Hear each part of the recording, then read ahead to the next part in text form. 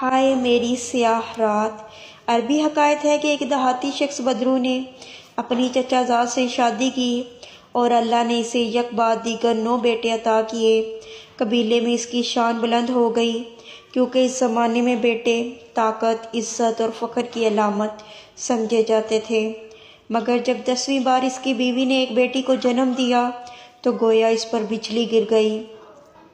بجائے شکر کے اس کے چہرے پر غصے اور ناگواری کے آثار پھیل گئے اور وہ آسمان کی طرف دیکھ کر چیخ اٹھا، ہائے میری سیاہ رات، اے میرے بد نصیب دن۔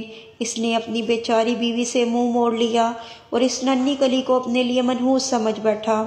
اس کی نگاہ میں بیٹی جرم بن گئی اور اس کی ماں مجرم۔ بیٹی کے وجود کو گویا اپنے لیے عار سمجھا۔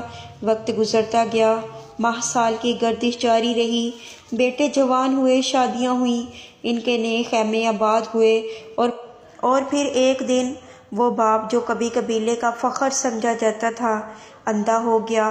آنکھوں کی روشنی جاتی رہی، طاقت کا غرور مٹ گیا اور وہ بوڑھا اپنے خیمے میں تنہا رہ گیا۔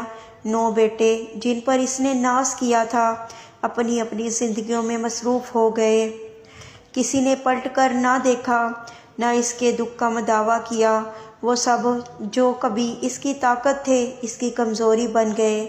مگر وہ بیٹی، وہی جسے اس نے سیاہ رات کہا تھا، جب یہ خبر سنی کہ اس کا باپ نابینا ہو گیا ہے، دل تھام کر دوڑ پڑی۔